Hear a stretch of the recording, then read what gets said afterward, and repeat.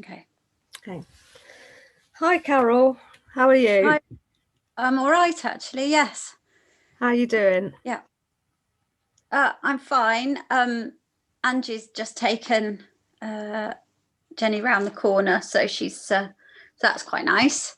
I've got a little bit of time to be with you. She's walking her out and coming back in a minute, so I've got some time with you. So that's great. Okay. Well, today the session's going to be 50 minutes. Okay. You're going to be your 7th session in an 8-week period, so it's kind of thinking about working towards ending your counselling, and if there's anything outstanding that you'd like to talk about or that's bothering you that you think I could help you with. But it's overall just seeing how you've been progressing since the beginning. When I first saw you, if you remember, when I first saw you, you were very irritable and weepy. You weren't at all happy, in inverted commas. I mean, I don't like that phrase, but everybody's expecting you to be delirious with joy because you'd had a little girl after 2 boys, and you weren't necessarily. But it's also bearing in mind that you'd had that cesarean section for the birth, so you'd had a major operation as well. So it's looking back and seeing your progress and how you've coped with things as they've happened or haven't happened as the last few weeks have been going on. So over to you. Well, I wouldn't say I'm any less tired than I was, but I think talking to you has really helped because I think I just needed to understand that you don't have to be super mum, and that actually it's quite normal to feel things are so difficult and get on top of you, especially when you've got 3. It's different than when you've got 1, and it was kind of like after the boys it's going back to the beginning again. But now, sort of since the first session I saw with you, I kind of look back and think, wow, that was ages ago. It seems like it was a long time, and that's a lot's happened in that time. And I think I'm definitely getting into a better place, I suppose emotionally, really. I mean, it's still quite difficult, but I don't feel like putting in the loo anymore, so that's good. Yeah. I feel a bit kind of worried that I won't be able to talk to you every week. Because I think I kind of go, oh well, I'll talk to Rosie about it. But I know I've got one more session next week, so that's good. But I think it's kind of that acceptance that you don't have to do the housework, do everything. You can just go, right, I'm just leaving it all. I'll just cope with what I need to cope with and let the rest go by. It's that kind of getting your head in that place, isn't it? Where you go, the only expectations are your own expectations on yourself. Nobody else is actually, and the boys couldn't care less about what the house is like. They just, even if it's only beans on toast, they're getting something to eat for tea if I'm exhausted. Do you know what I mean? Yeah. It is those expectations. I think that we as women, we're hardwired to do that. It's always on a guilt trip because we haven't done this, we haven't done that, and we're failing, we're not the perfect mother. But there's no such thing. I think you do kind of learn to prioritize what's important, and just making sure that you're okay first of all, healthily, physically as well as mentally. You're fed and the baby's fed, and then everybody else is fed then. The basics are met really. And even if you can't do that, it's asking for help and not beating yourself up about it. But as regards feeling you'd like to carry on talking to me, is there anybody else you could talk to if you had some outstanding worries that you wanted to run by? I've actually met somebody who when I was out walking, and I've actually met this lady, and she's got her third as well. It's really funny how you bump into people and you start chatting because you're both pushing a pram. And she's really nice, actually. So we've exchanged numbers, and we're going to start seeing each other, which is quite nice to meet up with somebody who's in the same position as me. Yeah. We just had a brief conversation, and it's kind of like, oh yeah, that's like that for me. So I think that's quite nice. Yeah. And I've also started talking to my sister a bit more, because I didn't really want to talk to her about it, because I just felt a bit like it was a failure, and I should, like I was saying to you before, like I should be able to cope with it. And then kind of admitting to my sister that I had found it very difficult, and she's got 3 children. Then she admitted to me that she also found it difficult. So it was actually quite a cathartic conversation that we had. Yeah. I know, I mean, her kids are much older than mine, because she's about 11, 12 years older than me. But she just saying, God, I've had a rough time and I'd feel exhausted and things. And that was really nice. So even though she's miles away, at least I feel I can talk to her now about it as well. So yeah, so that's good.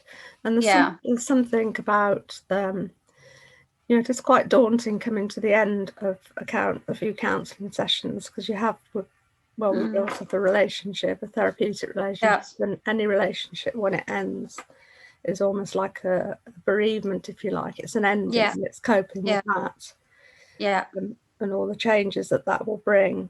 And although we haven't known each other long, you do build up in that time quite a rapport with somebody. Yeah, I really look forward to talking to you, because I know I can just tell you stuff. It won't go any further. And, you've had your own children, and it's nice to be able to talk to somebody, I found you very supportive, and, it's just, I look forward to talking to you. So that is going to be an odd thing when you're not there anymore. Yeah. I will be a bit sad. Yeah. Well, I will be as well, because you do say you build up relationships with your clients, but unfortunately you can't really carry on the relationship ad infinitum.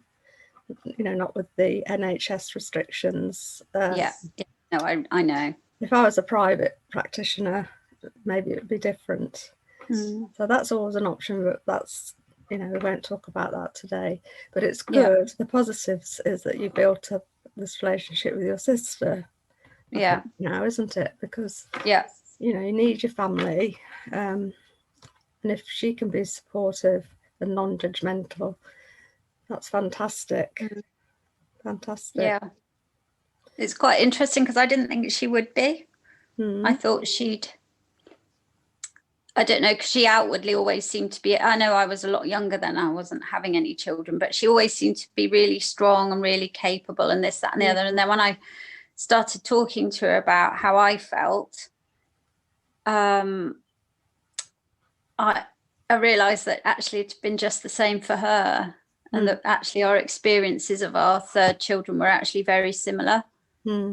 Yeah. So do you find that a lot in life, though, that people on the outside, you think that they're coping and they're great and everything's wonderful for them, but then when you really get to talk to them, their story is not the same, but it's similar.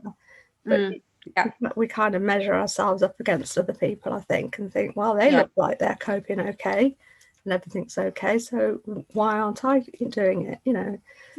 So it's terrible, really, that we do it to ourselves. We do compare ourselves when we're all so different, but also similar as well inside with a lot of things.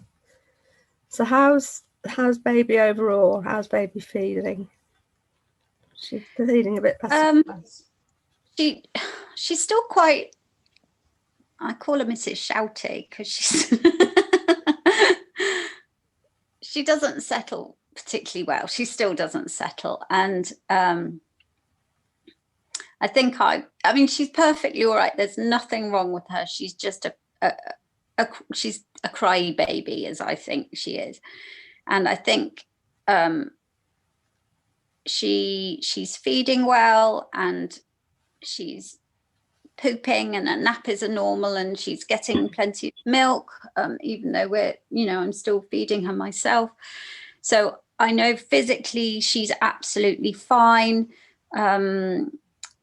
She's just a completely normal baby, apart from the fact that she does cry a lot. Yeah.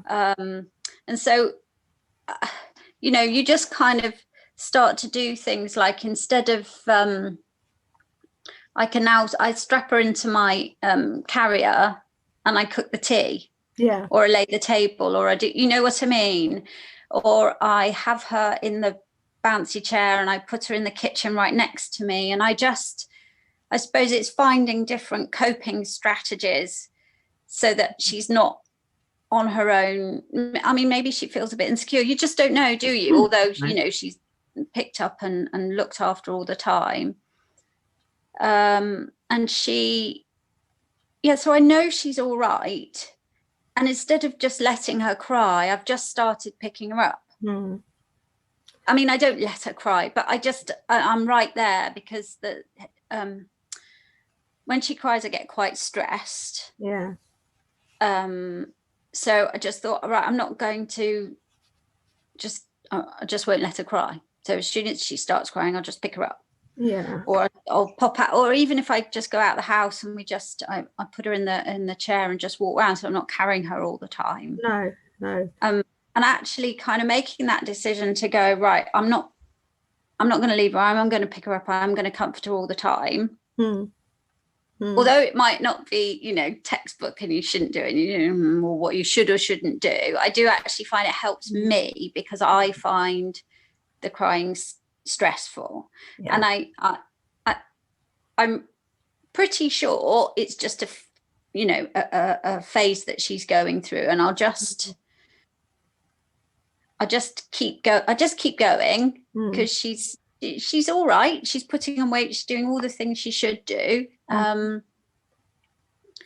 And she started, she looks at you and she responds and she does all the things she should do. There's nothing wrong with her at all. That's just the way she is. I think she's just a demanding girl.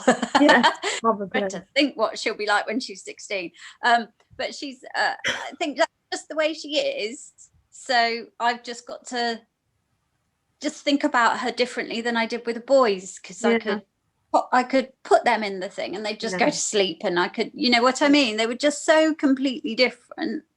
Yeah. And I think it was that getting my head around the fact that she's just different. She's not just because she's our baby doesn't mean say she's the same as the boys. So I'm just getting on with it now. Yeah. Just finding different ways to make sure that we're not getting upset by her crying and things like that. Yeah, that's good. And I think now that I'm feeling better, I can drive now. Obviously I haven't been able to drive, and I can drive now, and that makes a lot of difference. And I'm feeling better in myself, and I'm not so tired after everything I went through. I think that's all it's all heading in the right direction. Yeah I think it sounds like it. What do you think it is that stresses you out the most about her crying or shouting, as you describe it? I think I don't know, to be honest. I feel that there's something I should be doing. I suppose, I don't know what it is exactly. I haven't really thought about that. I just know it does, and I don't like it. I think, my mum always says, oh, just don't pick them up straight away. And don't pick them up straight away, leave them to cry, because they'll become more demanding. And that kind of worked with the boys, because they were all right, but it doesn't work with her. No, she's a different baby. Yeah. And I think that's quite old school, isn't it? Leave them to cry, because they're crying because they might just want to be picked up, and there's nothing wrong with that. They just want reassurance there's another human being around, and that human being is their mother, and she's been growing inside of you for nearly 9 months, and then suddenly she's jettisoned out into the world, and she's trying to make sense of it, and probably doesn't like a lot of it, what she sees and hears, so cries for, you know, reassurance that you're still there and you are responding to her by picking her up and walking around her or having her in a little chair. You know, that's a great thing to do. It would be probably not so good if you did ignore her, because she'd be quite frustrated. And a lot of studies have shown that's a lot of where our adult frustrations come from, as being ignored as babies and small babies. Oh, really? Yeah. Oh, wow. So as soon as we're born, we start to make sense of our world, and you know, it's how people respond to us straight away that's kind of make and shape our future in some ways. It's all very Freudian, you know, about sucking. That's really interesting. Contact and all that sort of thing. But so you're doing absolutely the right thing, it sounds to me, because she's responding to it. She sounds like she's, you know, absolutely thriving, and she is a different child to your boys. And I think maybe boys are more content just to lie in their beds like they are when they get older. But yes, maybe. but, you know, so it's good. You're responding in a good way to her. Yeah, it'd be nice to go to the toilet on my own, but you know, hey ho, one day. Yeah, well, that day will come. Yeah, It's good that you're feeling better physically, and I think that, you know, hopefully you'll just continue to go forward now. Are you still seeing your health visitor? I haven't seen her this week, but I saw her, was it at the beginning of last week? And she's ever so good. She's really good. And actually she's really nice to talk to as well. And really reassuring, because she always says, oh, you know, every baby's different and all that kind of thing, and be kind to yourself, and you know. So she's really good. She's really good. But I don't think I'm going to see her much longer now. Well, I guess you'll see her every so often for weighings and things, won't you? Yeah. Baby gets older. Yeah. So how's your husband when he's there amongst all this? Because I know he's away quite a lot, isn't he? Yeah, he finds it quite hard, I think, because obviously he comes home and it's all, you know, baby. But he's ever so good with her, and he'll change her nappies, and I kind of thrust her at him, hold the baby, I need to do X and Y, and you know, he's ever so good. He'll wander around with her while I sort the boys out and things, and bedtime stories and bathing, or I'll have the baby and he'll do the boys, you know, it's one or the other. So he's very good. I know it's kind of not, I know he finds it difficult, because he's one of these guys that, like, he gets really into them when they sort of start talking and walking. He's not very good at tiny babies. And I think that was nice, because we've had conversations about it. So I understand that he is more of a grown-up toddler person than a baby person. He feels a little bit I suppose useless. He feels like there's nothing he can do, but actually there's quite a lot. And even him just being in the house, for me to go, can you do this, can you do that, I mean, it makes a huge difference to me. And I've told him that, and so I think you know, I told him how much he helps just being there, even if he was sat on the sofa doing nothing, just to have somebody to go to. Exactly. But he's very hands-on and he's very good. So and obviously that he's great with the boys, because you know, there's an awful lot of noise as he comes in through the door, and daddy's home and all that kind of thing. So good. That kind of helps as well, I think, doesn't it? Just having another adult there in the house. Doesn't actually have to do a lot, just be there and hold Yeah, the 'cause baby if quite often necessary. when he gets back, it's sort of 7:30, 8 o'clock at night, and he leaves really early. He leaves sort of 6:30, 7 in the morning, and you know he's got a full-on day at work, and then he comes back and it's bedlam. Because you know, as soon as he comes in through the door, somebody wants this, somebody wants that. So, but he's getting there. He's getting there. And he had to do it with the boys because it's coming home at that difficult time of day, isn't it? Yeah, absolutely. So how about you, deep down? Are you feeling? Are you managing to sleep, or? I'm not getting a lot of sleep, and I think I'm still doing that thing of when she goes down, I just want to get into bed and get as much sleep as I can. So I'm always feeling a little bit panicky at bedtime because I know that's my only opportunity to sleep. But I've kind of got over the shock of it. You know, when it first went right back at the beginning, it was a shock. And now it's not a shock. Now I know it's just kind of, this is the way it is it's kind of like it's that way at the moment. Yes. And I know it won't always be this way, and that's what I have to keep telling myself. Well, I won't always be this tired. She won't always be up 6 times in the night. It will change. It will get better, and you just keep going. So although I do find it hard, but obviously as she's getting older, she's developing and she's growing, and she's lovely. And I just keep telling myself this is a phase, that we'll just get on to the next stage and on to the next stage. We'll just keep going, and it won't always be this way. You know, in 6 months' time, this will be a completely different situation, hopefully.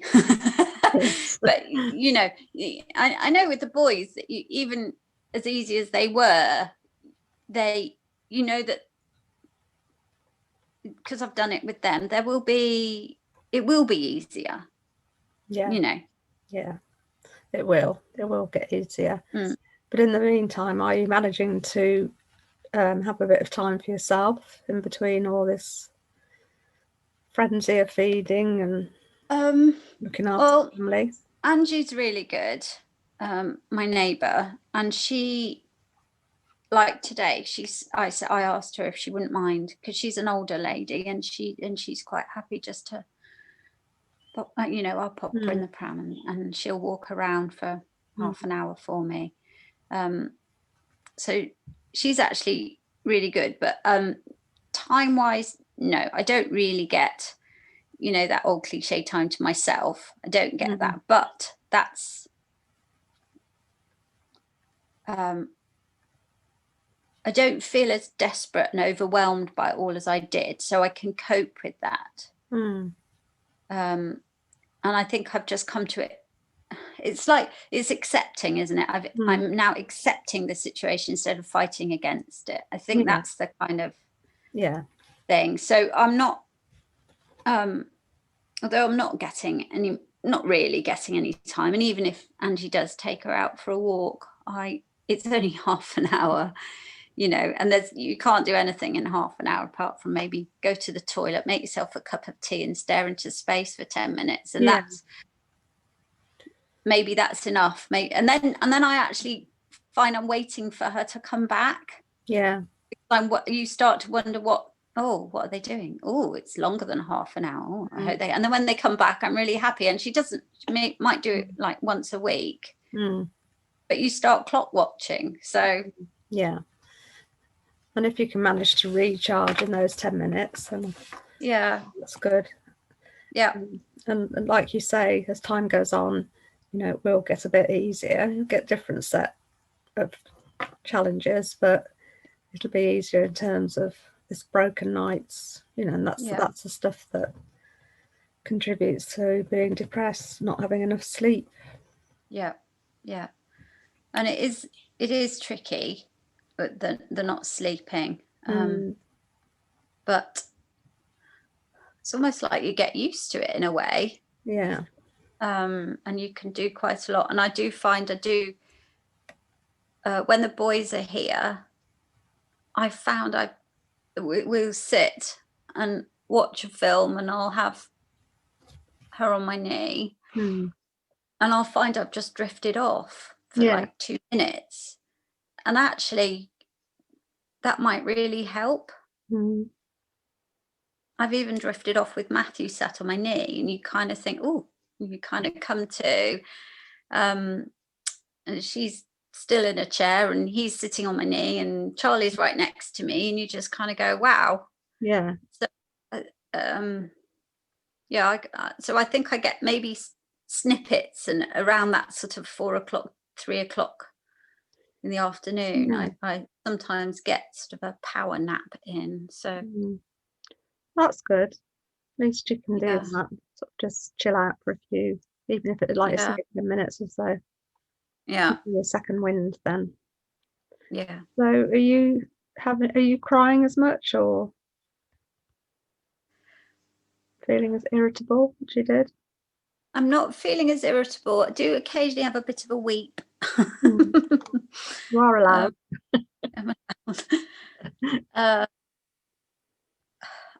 I think I do get irritable, but at that time where I feel I need to go to bed.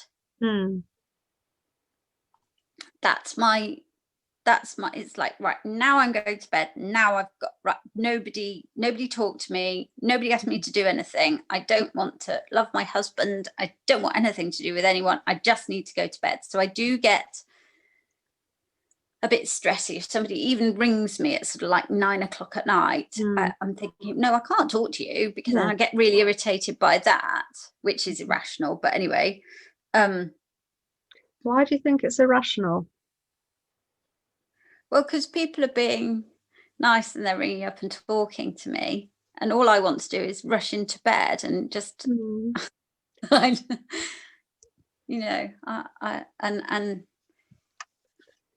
But it'd be okay to say to them, actually, do you mind if we don't talk now, because I'm just on my way to bed and I need to get some sleep before baby wakes up.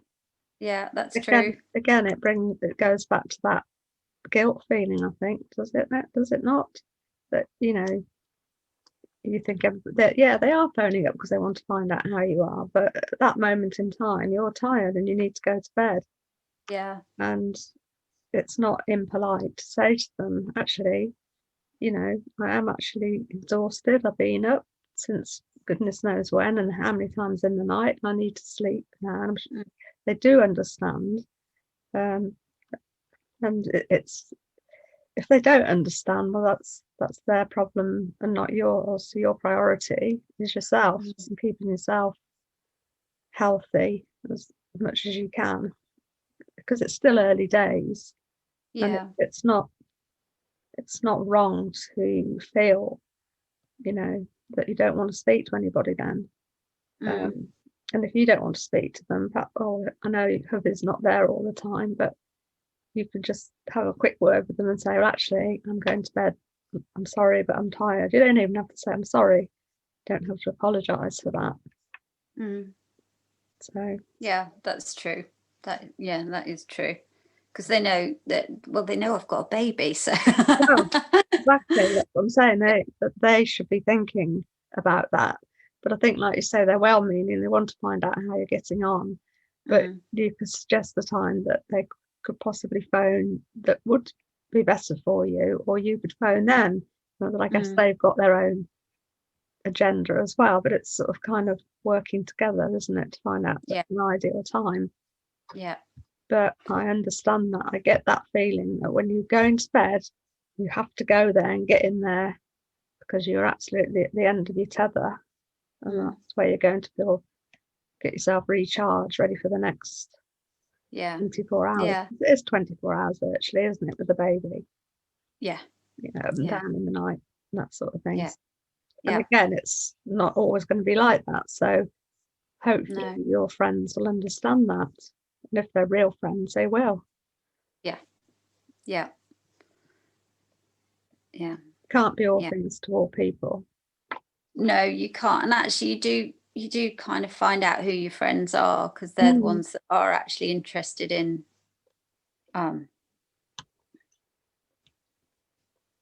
what they're the ones that you realize are still there. They're the ones that still say, oh, don't worry, I'll ring you back. Or you know, if you're in the middle of a nappy or you don't ring, and they'll ring again and say, are you all right, I rang you earlier, or something like that. And there aren't many like that, to be honest. No, there's only 2. They're your real friends, aren't they? And you do find that, you know, find out who your real friends are as time goes on. So is there anything that you think we could be talking about to end the sessions next week? You know, winding it up, coming to the end of our sessions. What's been useful, what hasn't, or what else you might like to explore? I suppose, I don't know really. I kind of worry that when, I suppose it's just I have a slight worry in the back of my head that when our sessions end, it'll be, I don't know how to put it really, but I won't have you there. And it's kind of like I suppose I need to just get my head around. I suppose it's like I need to get my head around the fact that I won't, because I think what I'm trying to say is normally I'm sitting here and I'm thinking, oh, well, it's okay, I can talk to Rosie. And then you won't be there. So I basically need to sort of get my head around the fact that I won't be able to talk to you, but I can talk to somebody else. And so instead of it's that kind of thing, isn't it? And in a way, it's good that I won't be talking to you anymore, because it shows that I'll be better and I'm not experiencing that sort of those feelings anymore. But in another way, it's like having a limb. Well, like you say, you can always talk to your health visitor or your sister. Write it down. What do you think you had? What about your coping mechanisms? What do you think you've learned through the last few weeks? Well, I think I've definitely learned that not to be so hard on myself. I think that's, and that not to be so hard on yourself, and that not everything has to be done. And I think those are the two things that I'm really going to hold on to, because I can clean the house in 6 months' time and it doesn't really matter. And my husband doesn't care either. He's not one of these fussy guys. So it's not like everything has to be show homey. So that's good. Oh, I've got someone at the door. Sorry, just a second. Sorry, I won't be long.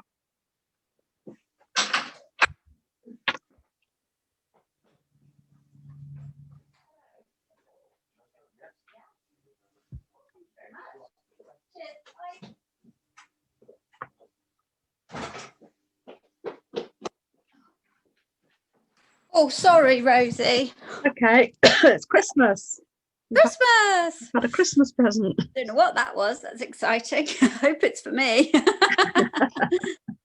No, but it's just those two things that you said are great, and it's remembering that actually you don't have to do everything, and it's only temporary. You've got plenty of time the rest of your life really to clean the house and do things. The main thing is looking after yourself, baby, and the other children, and kind of trying to give something to your husband, some sort of relationship. It is very difficult, but it's being aware of it and not giving yourself a hard time about it, not beating yourself up.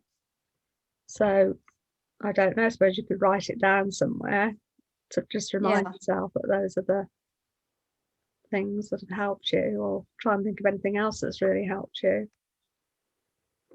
If things get really, really, really bad again, if you get really desperate, then maybe you could always be re-referred. But Yeah. it is difficult ending counselling, because it's like you say, it's like your limb, it's your becomes like your lifeline in a way, because you think, oh yes, I can just ask Rosie about that. Yeah. But sometimes you find the answer yourself. I think you look for the answer in yourself, don't you? And I think you've managed to do that. You've kind of worked it out that, you know, you are too hard on yourself, basically. It's moving on from that. Yeah. So we're nearly coming to the end of this session now. So for next time, if you just think of how you'd like to wrap it all up, what else you'd like to talk about, if there's anything else or anything else happens in the week. Yeah. And if you get really, really low and desperate again and feel that you're just totally not coping, then maybe it might be worth a trip to the doctor, see him. But I don't get the feeling that you are doing really well, you know, but much better than at the beginning. Yeah, I think I think there's a big difference between you know, now and then. Like I said, you look back and you think that's such a long time ago, and all these things changed since then. So in the spirit of not being hard on myself, I think I've been doing really well. Yeah, you are. Congratulate yourself. Yeah. And for 8 weeks we've eaten, we've all, you know, the bathrooms have been cleaned a couple of times, and we've got through it. I'm still here. Just do another 8 weeks and see where we are. I think it's that kind of thing, isn't it? Yeah, and it's kind of like, you know, what you can accept in a situation, isn't it? And what you're in control of. And you are in control of quite a lot, really, apart from when baby cries. But you're responding to that. Not in control of it, but but you know how to respond to that now, and that's really good. Yeah. And actually my health visitor said something really, really good, and that was that I'm the expert in my baby. I'm the best part. I know her, and I felt really chuffed about that. I was like, oh, I'm her expert. I know her best of all, and I hadn't really thought of that before. No, and that's great, isn't it? Yeah.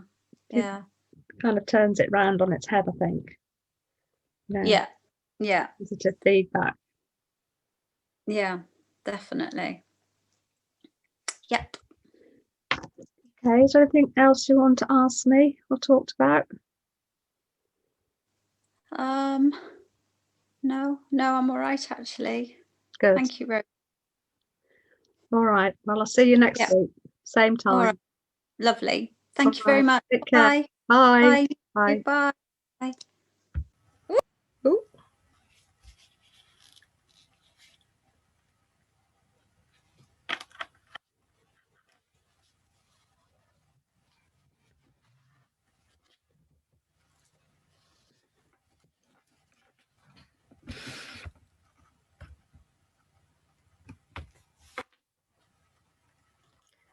That was a recording by me, Rosemary Harris, for the Advanced Diploma in Counselling, Level 4 for Unit 6.